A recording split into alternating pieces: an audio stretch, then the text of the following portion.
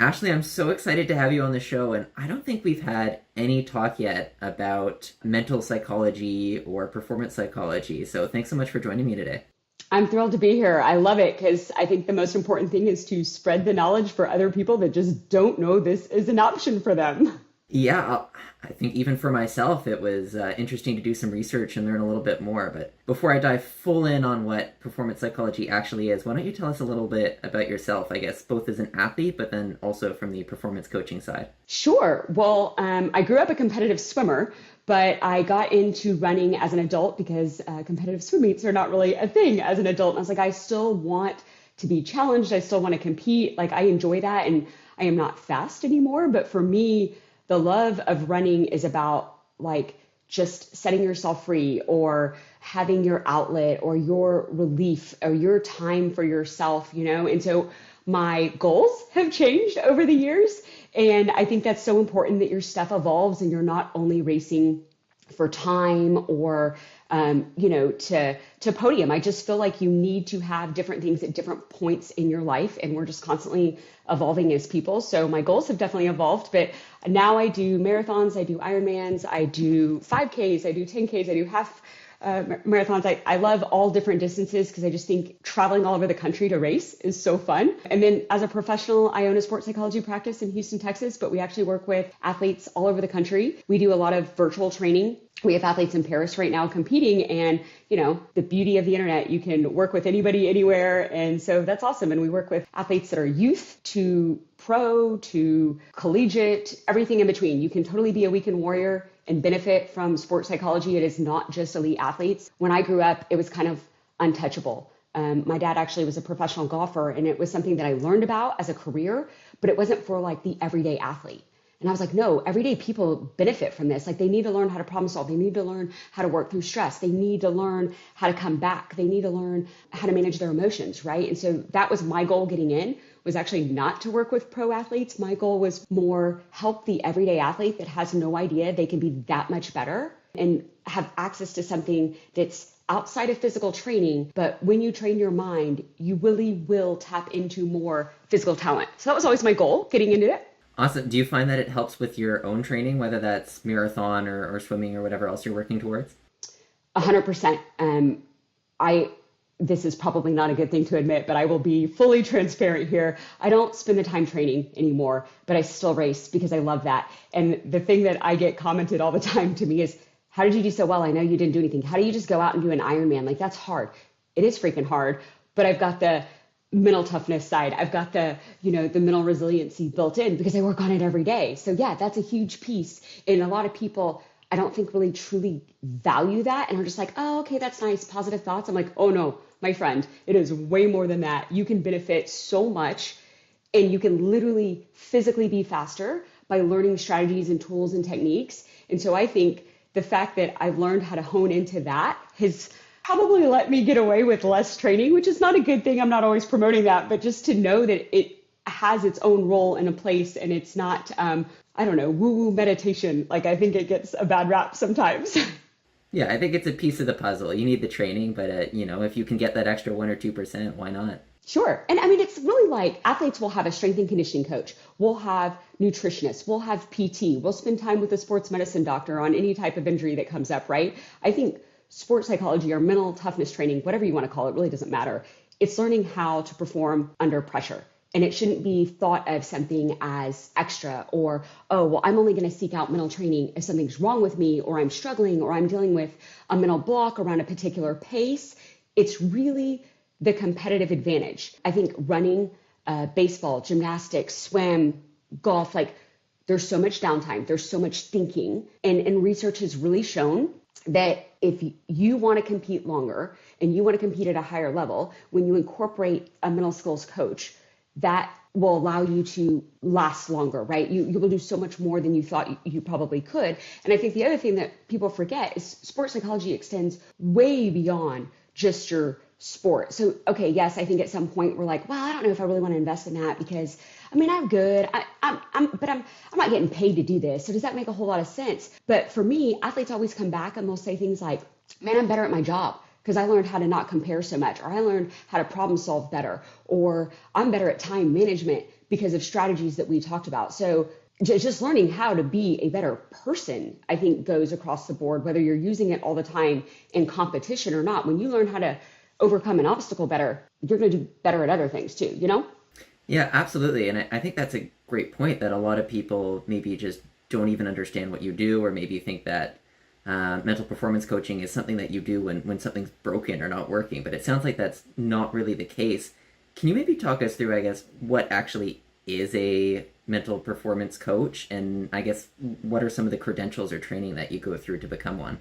Well, gosh, yeah, there's so many different things. I use a lot of words interchangeably because it totally depends on who you're talking to. If you're in the academic world, you might get your PhD and then you would be a sports psychologist. If you're working with athletes in a more applied setting and hands-on and like with a team or training, you might get your master's in sports psychology and be seen more as like a consultant or a coach. And then there's people that will use sports psychology from more of a life coaching angle. And then there's so many different certifications are out there. There's lots of different angles. I think the thing that's so important is learning how to enjoy what you do more, how to come back from setbacks, injury, stress, whatever, how to have more authority, how to believe in yourself when you perform. It's really about training your mindset. So you can call it whatever you want. I think that doesn't really matter.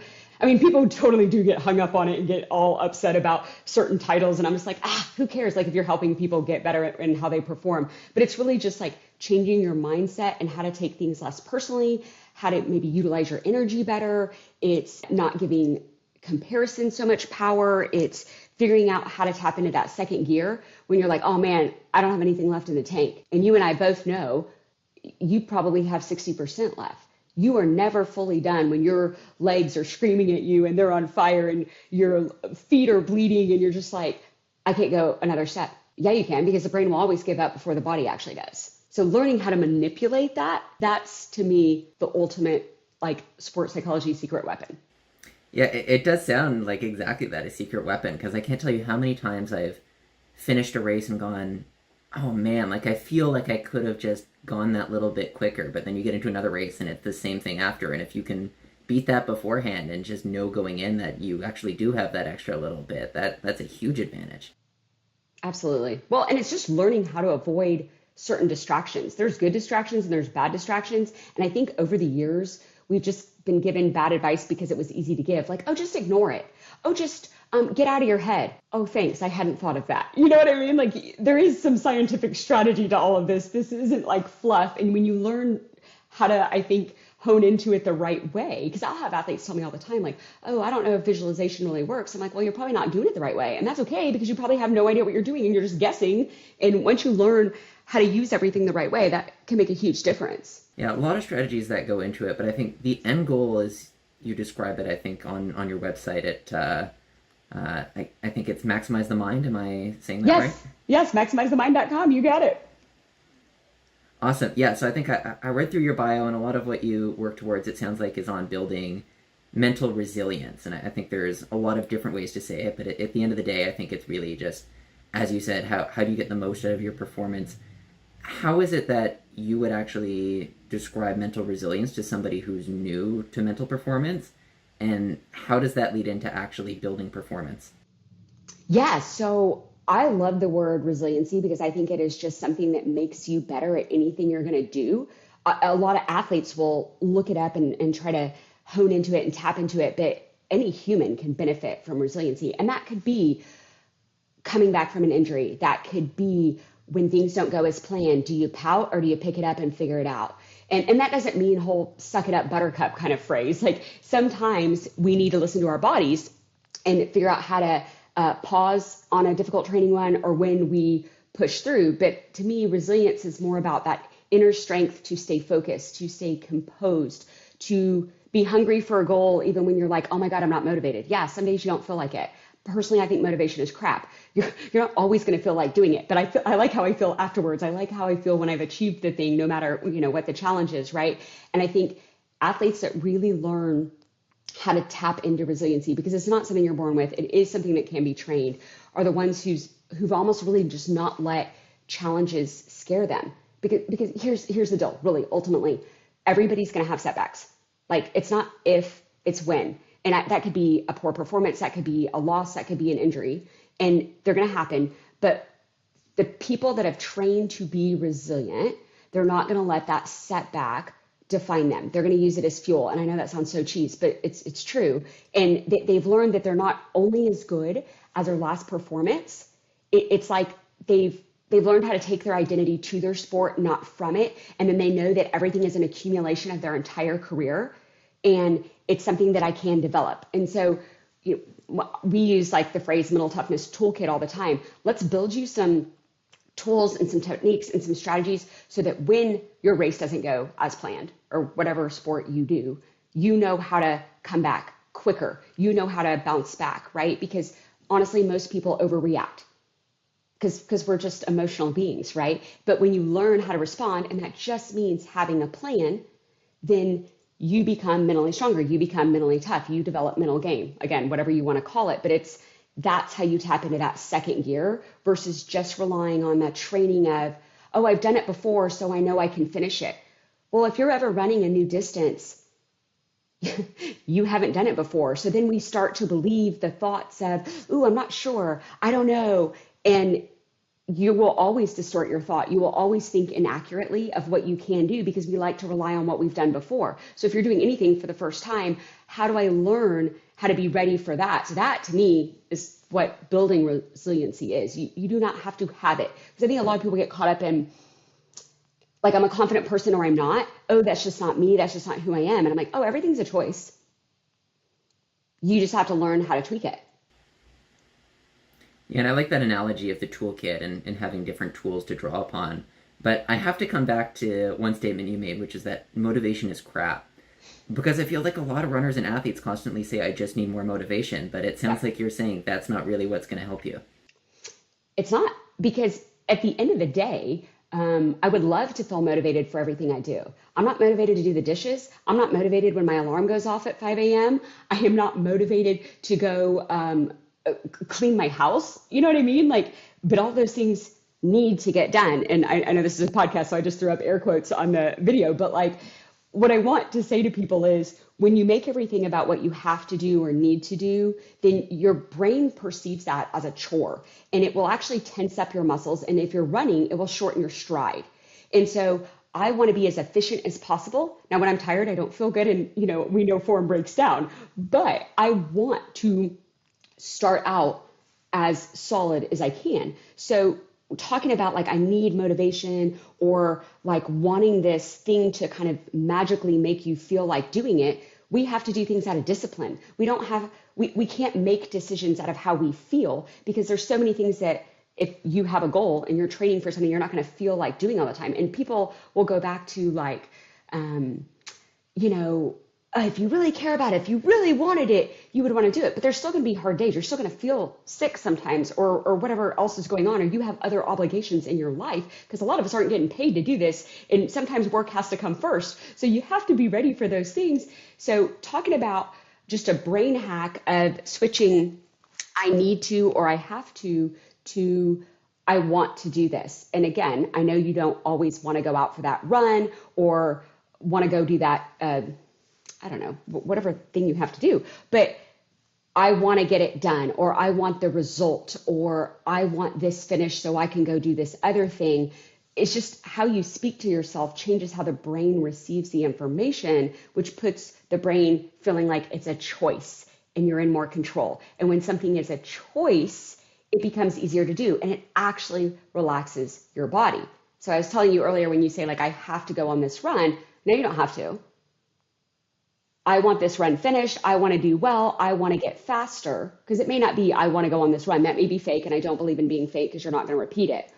So how can I creatively change it so it's something that I will be more likely to get one foot out the door? Because most of the time, once you get going, you're okay. It's just lacing up those shoes, Yeah, absolutely. It's so much easier once you get out. And I like that you're drawing this comparison to what you really want to do, being those race performance goals. And I think even with the smaller things you mentioned, like getting up in the morning or taking out the trash, it's like, it's really hard to find that motivation to go and do those chores around the house. But once the house starts to get messy and you need to do the cleaning, you have goals that are going to push you to do it, even if you're not motivated. Yeah, I see you Absolutely. nodding. I think one other item I think is maybe kind of a hot topic in performance psychology that I was surprised to hear you don't believe in is positive thinking or positive affirmations. Maybe there's some tie in here to the motivation piece, but why is it that you don't think that that is a an effective way to build mental resilience? Yeah, I always get asked this because it kind of goes against the grain. Here's my thing. I'm not saying I don't want you to be positive. I'm going to pause something. I hear something in the background just real quick. Yeah, no worries. Just for editor Okay. Jeremy, we'll cut here and then recontinue. I'm gonna make a quick note. Okay. Did you hear that? I don't know what is picking up like feed from somewhere else. It's okay. Um, I didn't hear it on my end, but again, like if you're okay. hearing it, then it's gonna come through anyways. So better to redo. Would you do you prefer to just pick it right back up, or do you want me to re-ask the question? No, I can just go. I mean, so Okay, I'll cool. Yeah, just, in that yeah. case, awesome. Okay. All right. So for me, it's not that I don't promote positive thinking, but if you want to get people's attention and you want to say something different than what the other million people are saying on the internet, you got to go against the grain a little bit. So people are like, how do you not believe in positive thinking? That's so important. I don't believe in toxic positivity. That's the deal. And most people will say, we need to be positive. You need to have a good attitude. You need to want to do this. I need your energy pumped up. And if people are not feeling it, that's not genuine and it's not authentic. So then you're sitting there promoting something that's fake, and people will not repeat stuff that is fake. So for me, I don't like positivity, but I do believe in productive thinking. I believe in constructive thinking. Okay. And that's just because typically people will attach positivity to something that they don't believe in. So I have athletes come in my office, or we do FaceTime, and you know, they're a lot of times they're sent by their trainer or a coach or even a parent, and they'll be like, I don't want to be here. I'm like, oh, okay, I get it. So this wasn't your choice. You got drug in here. I get it. And maybe it's literally like overcoming an ACL injury, and their, orthopedic surgeon said, you need to work on the mental side and not just the physical side. So of course they were like kind of forced in this situation. And so they'll be like, I just don't believe in this positive crap. And I get it because they have a distorted view of what they think it is. And so to me, we teach specific language to rewire your subconscious brain because we know that that increases the probability that you're going to perform how you want. And to me, toxic positivity is just more where kind of people force it and people are like, yeah, I can do it. I'm like, if you don't feel like you can do it, you can't repeat that. And so the example that I will give sometimes is, I get it. You're not going to say, I feel confident at this race right now because, man, you came back from an injury, or this is the first time back, or I don't know, you haven't done this distance before. That's fine. But you could say, I deserve to be more confident right now, because that's always true. I am capable of doing this. I have prepared for this. I have trained for this. You've got to say something that's going to be true to you that you would actually repeat. And so you can't be fake.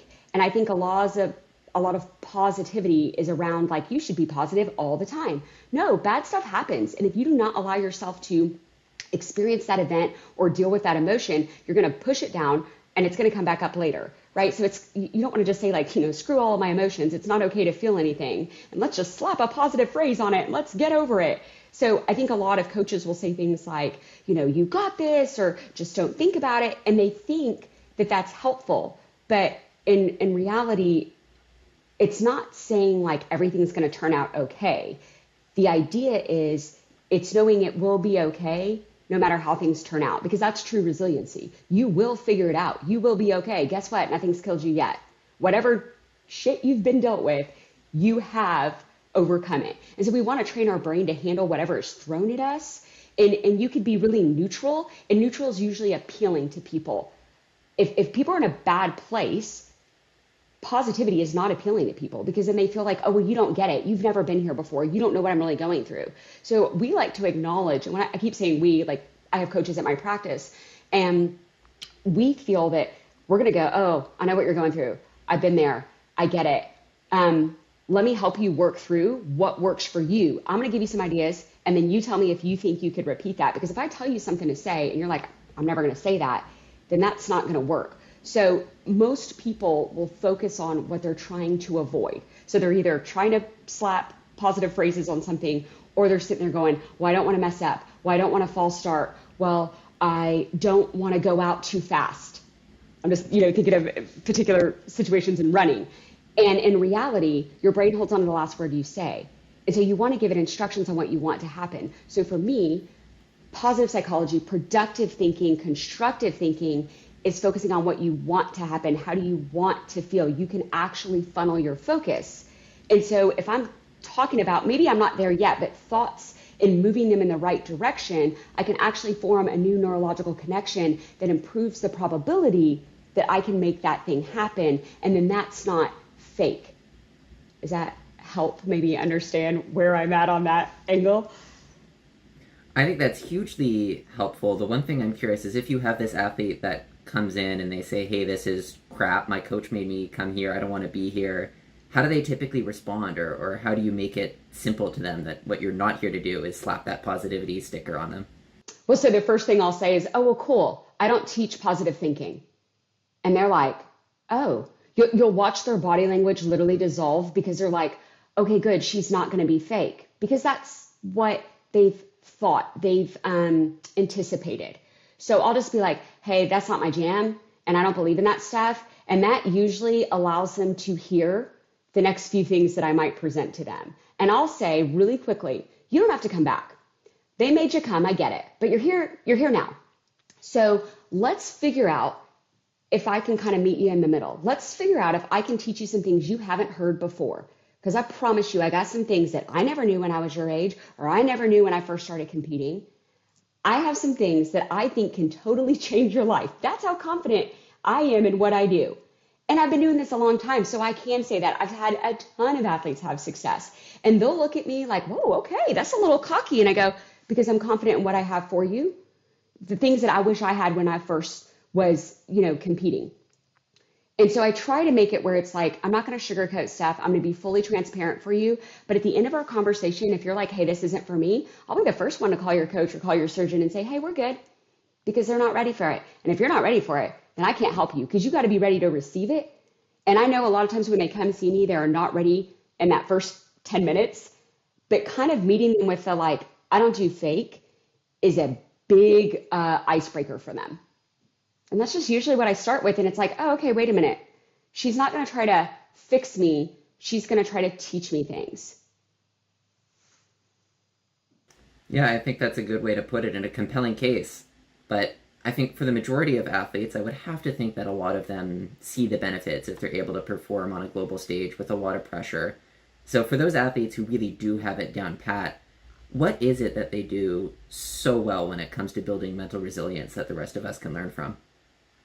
So are you thinking like pro athletes, or somebody that comes and says, I do want to work with you? Is that what you're thinking? So I guess whether or not they come and say they want to work with you, for those who you think are kind of the epitome of mental resilience and are really mentally strong, what is it that they get right? Okay, I'm going to say something else that kind of goes against the grain. They're not afraid to put themselves first, and they are selfish. And in our society, we don't like selfish. We think it's negative and it's greedy, or it's all about me. And I'm, in running, it is an individual sport, so you can be all about me. But I'm not talking all about me, selfish in that like definition. I'm talking about they've learned to prioritize their needs, their goals, and their well-being. They are not afraid of what other people think. They are not worried about the judgment. Is something wrong with me because I'm working with a mental performance coach? That doesn't mean I'm weak, because a lot of athletes that are resistant to mental training look at it as a weakness. And they have learned, the athletes that want to do this, okay, that don't have to be almost, convinced, that they're prioritizing their rest, their nutrition, the mental health. They're saying, you know what, if I'm going to be the best, I better find out what are most people not willing to do. And I'll be the first to tell you, most people are not willing to do that, because they just look at it as this stigma in our society as weakness. But you cannot pour from an empty cup, my friend. So you better figure out how to say no to distractions, how to prioritize training sessions. And that's selfish sometimes because it's missing out on social events or things that your family wants you to do. But it is not being rude. It's about dedication. It's about protecting their peace. And they know, if I want to really be the best, everybody is good at a certain level. Like everybody has physically done the same training. We know what you have to do. But the people that are next level echelon are the people that are willing to do the boring crap. The people that are like, I'm going to sit down and I'm going to learn things that most people don't want to do, because the long runs and things like that, or the tempo runs or the hill intervals or track workouts or whatever you're doing, like people know that. And they're willing to do those. But if the stuff that's kind of almost behind the scenes that you do by yourself, the people that are really good, they're the ones willing to do that. So that's why I kind of say selfish, because it's something that they know they have to do for themselves if they want to make that physical, I'll say break that physical barrier.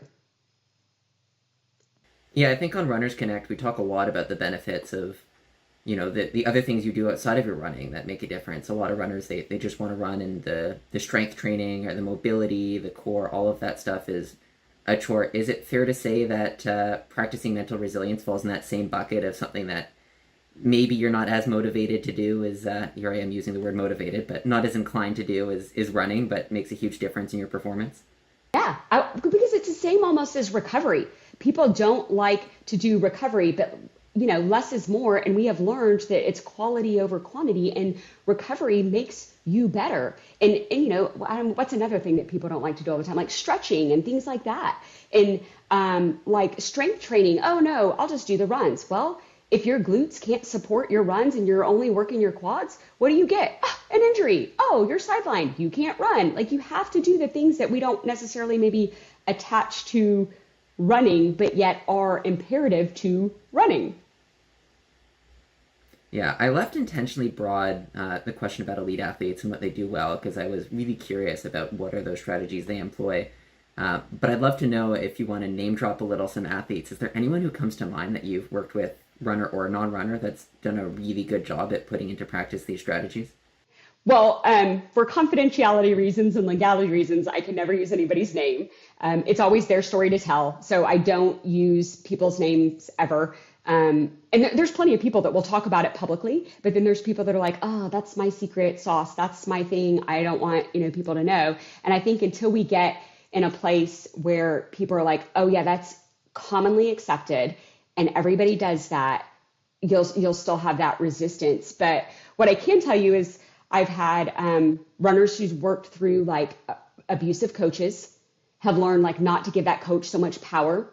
I can tell you I've had runners that have had Achilles tears, a fifth metatarsal break, just different tibia fractures, and they've learned how to like not protect themselves. They fear re-injury a lot. I've had runners that are, were puking before races religiously, and they've learned how to calm their nerves and come back.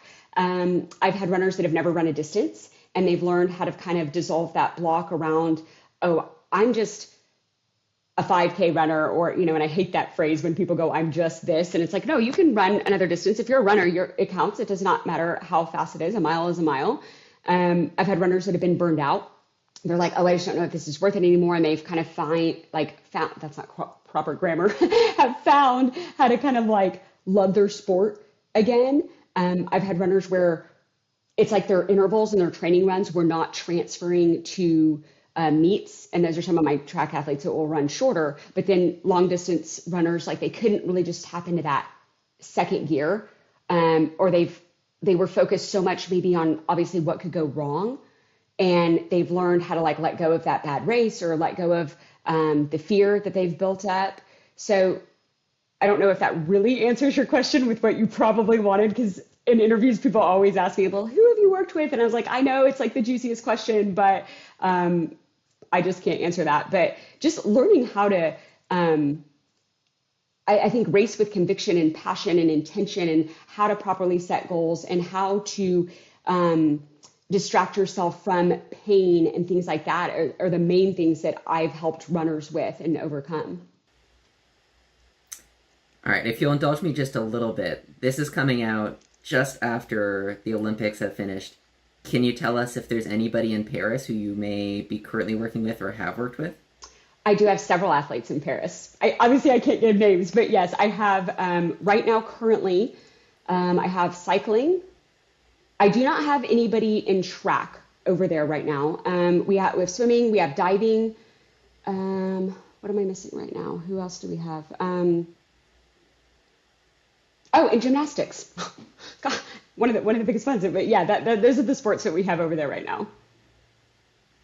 Yeah, we are, of course, a running podcast, but I think coaching a gymnast would be really interesting with all the pressure of, one fall and suddenly your Olympic dreams are over. Of course. And everybody always thinks it's like the whatever tools or techniques that we're teaching, that they're so sport specific. And I will tell you something. Yes, we do change analogies and examples and stories and how we connect for a team sport versus an individual sport, and something that's like subjectively judged and performance based versus like pushing through pain. But in reality, everybody benefits from visualization. Everybody benefits from learning how to control their breathing and getting more oxygen to your muscles and not just in your upper chest cavity, because most people will breathe too fast and that creates tension. Everybody can benefit from chunking the race into smaller steps, because if it's not a race, it's their competition or their routine. Everybody needs to learn how to stay more present and be in the zone and learn how to play some mind games to distract yourself in a good way. Everybody needs to learn how to embrace the suck, because guess what? It sucks to feel nervous and it sucks to have so much anxiety and tension, but everybody gets it. It's absolutely normal. Discomfort is part of anybody's process. I want to learn how to be comfortable being uncomfortable. And instead of fearing it, you accept it as a sign that, okay, I'm pushing my limits. This means it's challenging. This has some value attached to it. You remind yourself that each step through discomfort actually makes me stronger, actually helps me overcome something. Everybody can benefit from creating routines. When you learn steps to calm you down, or I will tell you, I have runners that learn, actually, they don't need to be calmer. Everybody's different. So this is obviously an individual thing, but some people need to be hyped up. Some people actually run better when they're angry. So learning how to tap into your personality, like that doesn't matter what sport. Everybody needs to learn those skills because we're not usually taught those things when we're training. Yeah, and I do want to get into some specific examples after of how runners can sort of improve their own mental toughness in different situations. But just before getting into that, are there any strategies you find tend to work for most athletes when you're dealing with stressful situations? Well, I mentioned visualization. So definitely using imagery and using all of your senses to be engaged, because most people make the mistake of only seeing the end, crossing the finish line. And it's like, oh yeah, that's fun. That's what I look forward to. And they don't train their brain how to work through the pain. And I seriously didn't mean to rhyme, but how to work through the tough parts of the race when it's like the middle of the race and you're just like, oh my gosh, how am I going to make it? And I've got, 6 miles left in the marathon, or I have, I'm only halfway, or whatever your situation. Like, so learning how to overcome the tough pieces, I think that's powerful. I think obviously good self-talk and self-talk that you're actually going to repeat. I kind of mentioned saying what you want to happen versus what you're trying to avoid. I believe in asking yourself good questions. When you ask yourself good outcome-oriented questions, you get good answers. We know that the brain loves to get the right answer. Unfortunately, most of us will give ourselves commands. So we'll say things like, okay, don't worry about it. Don't stress. Don't give up. And in reality, that's not negative. That's not bad advice. But the problem is we don't like being told what to do. None of us do. And so when you're telling yourself what to do, you're telling yourself like how to feel. You can't dictate that. You can't tell yourself how to feel. So when we ask questions, it's just a brain hack, but it's really, really good at directing your thoughts away from what's overwhelming. Because most of the time you just need a few minutes to kind of reset. And so learning how to ask yourself the right questions to reset your intention, your focus. We like to teach alter ego, and just creating that version, that character that you kind of become. So when you're not feeling motivated, or you're not feeling good, you're not feeling like yourself, then it's like almost like putting on a costume that you go, okay, but now I'm ready. Now it's go time. Doesn't matter what I feel like. I'm making a decision based on my ability and based on my training and based on what I'm wanting to accomplish, not how I currently feel. So creating that, we do a lot of like progressive muscle relaxation. We do work with gratitude and perception. I'm trying to think of just other things that we'll do. But lots of games that might seem like I don't really get it, but sometimes you just need a few seconds to reset so that you don't become consumed by the emotion of whether it's fear, whether it's, oh, I'm off my pace, whether it's, I can't believe she just passed me and now I'm pissed about it. Like, so that you don't let the emotion take over, which tenses up our muscles and changes how you're, trained. So things like that. Yeah, I'm kind of chuckling to myself as you talk about these self-talk commands because it's so true. When you're stressed, the last thing you want to hear is somebody telling you to just relax, and yet we still tell ourselves when we're running, hey, relax, or you're fine. Yeah. So the example with that would be, am I allowing my body to relax? Are my shoulders tense? Do I need to lower them? Am I tucking my pelvis? How's my head position? Can I reset? What am I looking forward to? It could be a stupid question like, what was the score of the Astros game last night? What time did I go to bed? Because even though that's like, well, that's not directly intentional, what it does is it distracts you just for a minute. And when you want to get that answer, and I promise you your brain does, then you're no longer thinking about how my legs are lead right now. And oh my God, that blister's rubbing and I'm going to die. Like you're now just separated from the emotion a little bit so that you can look at whatever you're doing a little bit more logically. So it can be silly questions, but a lot of times those questions empower you. And yes, you're right. We all say things like relax, or like, the worst is when you're running in a race and someone goes, you're almost there. You're like, oh, please. Especially if it's like the halfway mark and there's a long way to go. Yes. And you want to punch them. You're like, oh God. Okay. And so then the question I might ask when someone says that, because of course you're just like, shut up. I'm sitting there going, oh, bless their heart. Have they ever run a race? Oh, like just something stupid. Obviously, I'm not saying it out loud, but I'm thinking it to distract myself. Yeah, I might have to try that next time I hear that because it's so frustrating when somebody tells you you're almost there. If it's in the last mile, fine, but anything before that, absolutely not. Yeah, there should be a training on like what you're allowed to put on a sign and what you're allowed to say at a race. Have you checked in? Have you learned your phrases that you're allowed to yell? Yeah, that would be helpful. I would love to go into some more specific examples. Can I put some race situations or training situations and see your thoughts on how runners can use these techniques? Yes, the more specific you are, and you can totally use yourself as an example, the better response I can give you. Awesome, because I do want to get super specific here. I'll start with one that I think is really common, which is getting through a really tough long run workout. But again, just to make it hyper specific, one of our favorite workouts here at Runners Connect, which will often be prescribed to more experienced runners leading into their marathon, is I believe it's a 2x6 mile run, which is meant to be kind of at your race pace, and of course, very difficult to finish. Big sufferfest. How would you recommend that runners who find it just miserable to get through approach those workouts? So tell me what are you thinking? And tell me at what point are you losing like steam, momentum? Because is it like I'm physically cramping and you need something physical? Or is it I just feel like I'm nauseous? Is it because I'm like, oh, I don't have time. Oh, I'm not hitting my paces. Like is it the thought I'm having or is it a physical thing? Because it could be both, but just like tell me for you what would make it hard or what maybe some of your people will tell you. Yeah, so I don't personally coach anyone.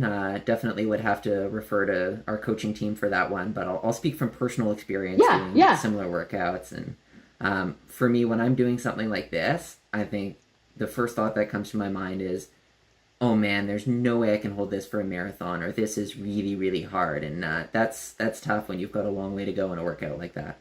Sure. So the first thing I'll say then is you're projecting to the future. And this is a common thing, no judgment, no shame, bud. But we've all done it. And you grew up in school saying, teachers or whatever, saying things like, well, we got to plan ahead and we got to get good grades so you get into a good college and you have to be ready. And so then we want to make every situation that we're in how it will affect us for the next thing. So how could I possibly hold this pace? Or how am I going to do this for 10 more miles? How am I going to do this next week when I'm not even able to hold it this week. So we like to put things later. And a lot of our stress comes from either a past, like we did poorly, like past performance, or future, how will this actually work out? A lot of times we don't have to know how to work out because P.S. you're not God. Okay. So we don't have to know. It just does. It just does. And so that internal belief is something that has to be tweaked. So being in the present, how do I stay in the zone? How do I sit here? And again, those are the questions that I'll ask. How can I focus on just one step or to this tree or whatever, wherever it is that you're running? But like, I really need to work on staying in this moment right now, because a lot of times this moment right now is absolutely doable. You didn't just pass out. You didn't fall over. I'm just this moment. I don't have to hold this pace till the end. I mean, you and I both know as you're training, you're like, yes, I do. My coach says I have to, but like in reality, I just right now. And so being present and learning how to do that is really important.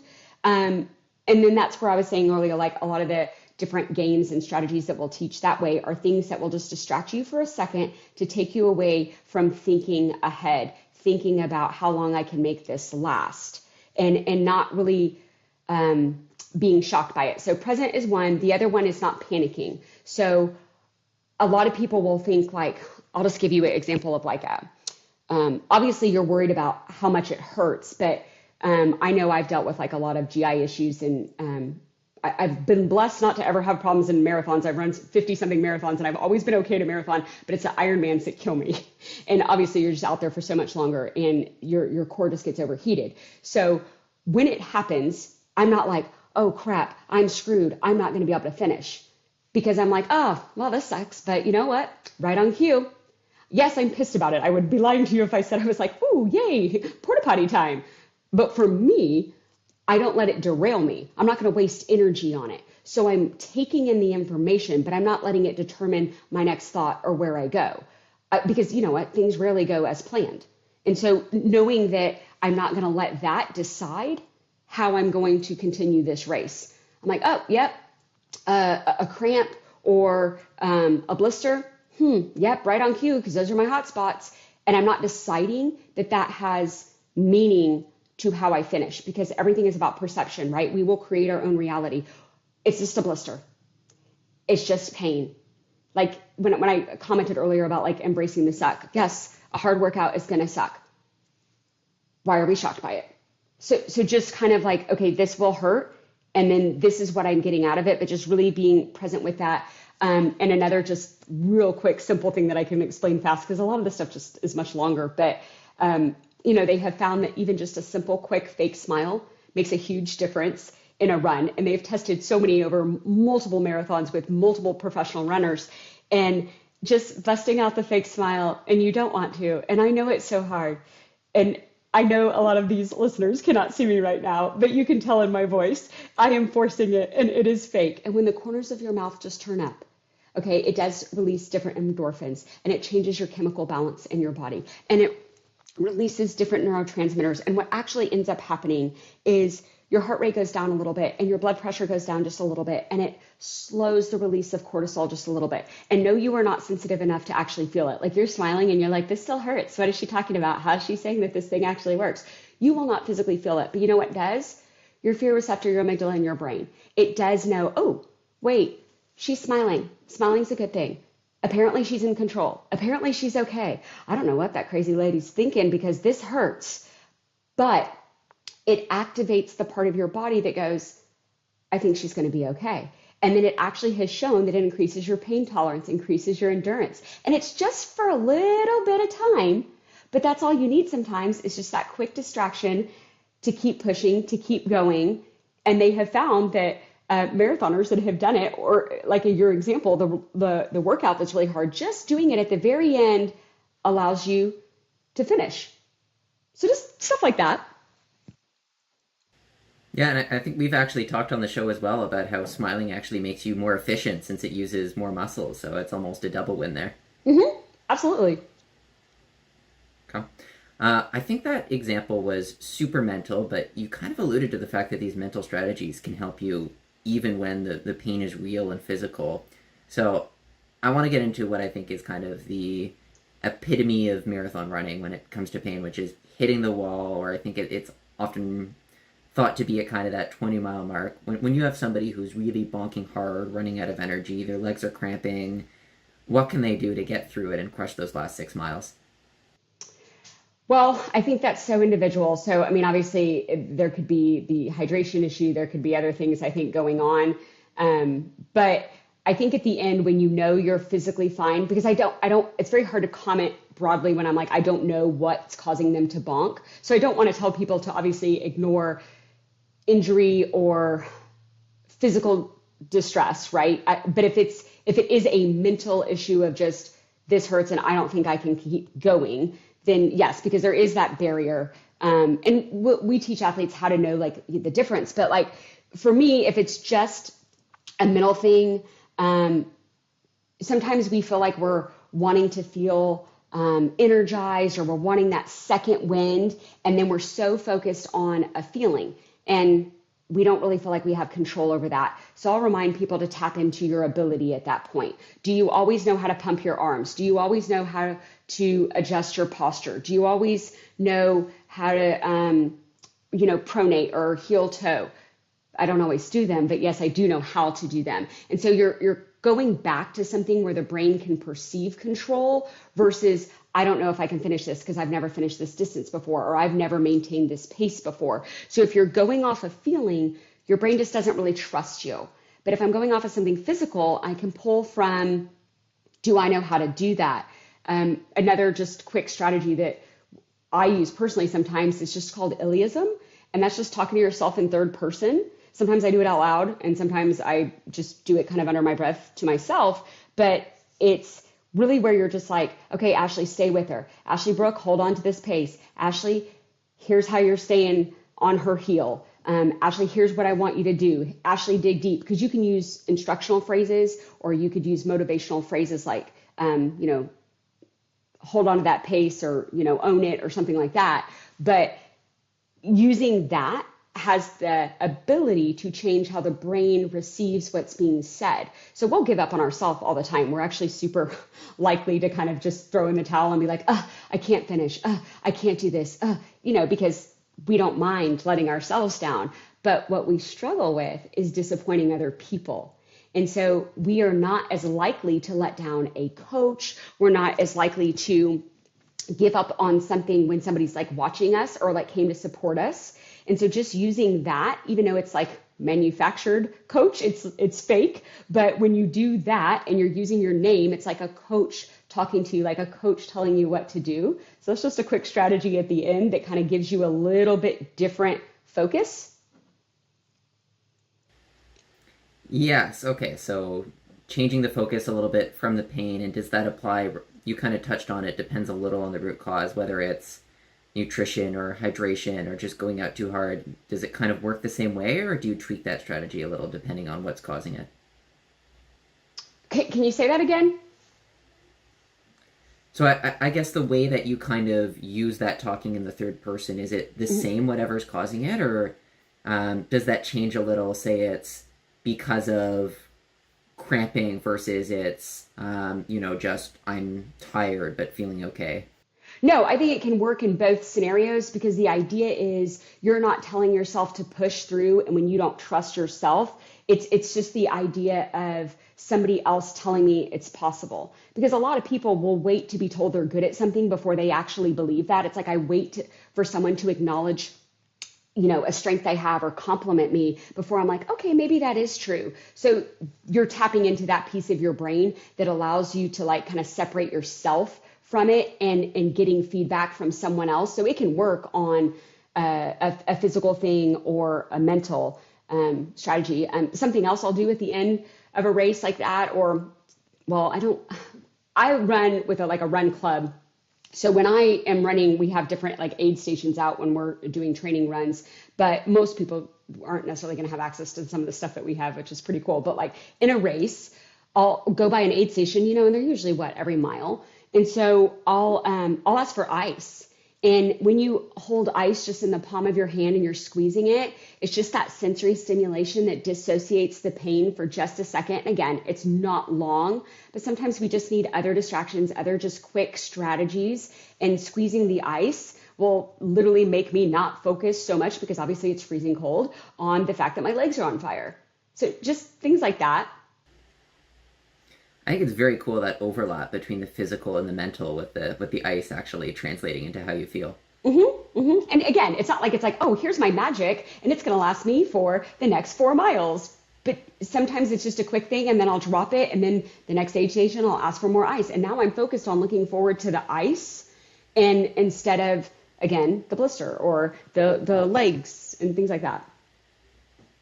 I've heard people talking about like swishing around sports drink and then spitting it out just to trick your mind into thinking you have carbs. Is that kind of a similar practice? Yes, and that is real. And a lot of people are like, I don't know. And I'm like, try it. Seriously.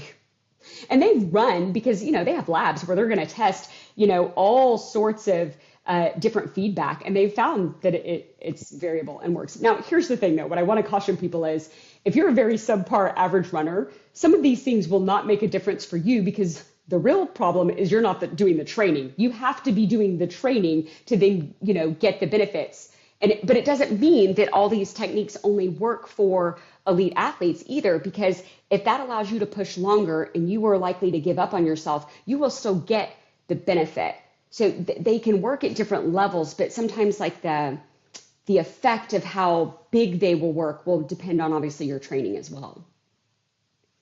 Yeah, that's very cool. I'm definitely going to try both those strategies, both the ice and the swishing around, and play around with them a little. We do have to wrap up soon, but I want to give one more example, because this is one I struggled with and I think is very relatable to runners, which is how to deal with things changing or not going as expected, because I think a lot of athletes tend to be type A personalities. And I'll give a specific example that I think is often common, which is you get to race day, you were expecting great weather, and suddenly it's pouring rain or extreme winds, and suddenly the race plan goes out the window. And I find, at least for me, it can really throw me off my game, versus something like even a hilly course, in advance it's hilly. So if you get into race day and it's not what you expected, what can you do to make sure that you make the most of that situation? Sure. And I've raced many times in weather that I'm like, son of a biscuit, how 365 days in a year, and it happens on this day that I've been training on for a year. The thing that you really want to, I think, repeat is everybody's out here racing in the same shit. It's not good conditions for anybody. Everybody's in the same sufferfest, and it is not unique to you. And I was watching the triathlon in Paris a couple of days ago, and oh my God, the amount of people that were going down in the bike. And then I was watching the time trial and the cycling a few days before that, and just road conditions, slippery, awful. They were wiping out. And I'm like, they trained so long. They have, $20,000 bikes, and they're trying to slow down to go around these corners, and they're all just slipping. It was just horrible conditions. And, multiple people that I know were wiping out 4 and 5 times. And it's like, how defeating can you imagine that is? And it was like, this is the Olympics. I'm getting on the bike. I'm finishing. I don't care how slow it is at this point. I am finishing. This is the race, I wanted to be a part of. And I think just not expecting it to, I guess, just, it's not good. So you're not like sugarcoating it. You're just like, okay, sucks for everybody, but here's how we're finishing, and not maybe having unrealistic expectations with it. So if I'm not able to hold my pace because of the conditions, does that mean that I can't finish well? Does that mean I can't have a good race? No, because if you only look at the time as it was a good race or not, then you're going to get burned out, and you're going to have other problems, because your body won't always sustain that pace. And obviously conditions make time vary so much in the different courses and everything. So what else could I get out of this race? And not just having like a time goal, because then you're already defeated. So is it, I'm going to push harder. I'm going to gain experience racing in wind, because you know what? I really don't usually do that, because I like to do workouts on good weather days.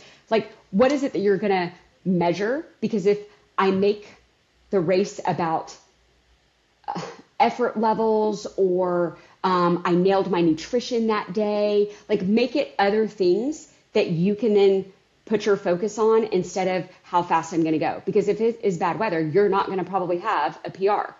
But I'm going to take that off the table and give myself other things that I could still look forward to, I could still be proud of. And I think a lot of athletes struggle with that because they're like, well, that time is embarrassing, or that time's not my best. I'm like, okay, I didn't say you had to lower your standards, but it's about not being perfect. It's about practicing excellence. How did I race excellently in crappy conditions? What did I do? What did I adjust that I learned about myself for the next time that I have to race when, stuff doesn't go as planned? So I think that's probably the key. Yeah. Ashley, at the risk of opening a whole other can of worms, I like this point you brought up about everyone's dealing with the same shit, because it's so true. But I think a lot of people in specific circumstances will say, oh, I'm not good at running in the rain, or I'm not good at running in the heat, and we'll envision that they are worse at dealing with those conditions. Is that something you help athletes deal with as well? Absolutely. And everybody says that. You're right. And let me back up for a second. Everybody says it that hasn't worked with a mental coach, because you are just so wired to protect yourself, and we're wired to talk about the things that we're not good at or things we don't like because we're just protecting our ego. Like, oh, I'm not good at that, so it's okay if I don't do well here because that's not my thing. And I do a lot of triathlons, so people will talk about, oh, I'm not a good swimmer, but man, when I get to the run, wait, I'll explode. Okay, so is that how you justify like whatever your time is or whatever you end up placing? Like, that's silly. So do you think you're ever really going to be good at that if you're already labeling and deciding you're not good at something? No. So we'll say, maybe you're not. Everybody has strengths and weaknesses, guys. Okay, but what are you good at? Let's talk about what you bring or what you're capable of. So if somebody says, oh, that's not my thing, then I'm like, I have to work harder at that. Because again, I don't want you to be fake. Like, growing up, I actually hated math. I was like I loved English and writing and things like that and science, but I didn't like numbers. And so I said, oh, I hate math. Oh, I'm bad at math. Well, I always was insecure about it because I always talked about it. You become what you talk about. Your mind becomes what you tell it most. And so thinking about limiting talking about the stuff that we hate or the stuff that we're not good at is just something you want to call more awareness to. But it doesn't mean all of a sudden I'm going to say, oh, I'm good at math. No, but you would say I have to put more time into that, or I have to develop that, or I have to work on that, right? Something like that gives you a little bit of believability. So you're not saying something that's not true, but you're also not spending all your time talking about the thing that's hard for you. Yeah, I think that makes sense. I think for myself, I'm a little bit more inclined towards the longer distances, but always see that as an opportunity to get faster rather than a limiter. At least that's how I try to look at it. Sure.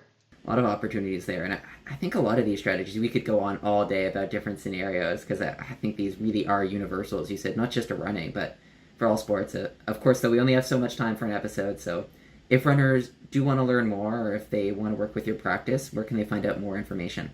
Absolutely. MaximizeTheMind.com. We offer free challenges a couple times a year. If you're like, I'm just kind of interested.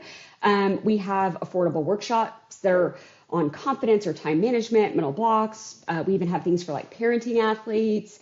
We have on-demand courses. We have something on negativity. We have something on performance anxiety.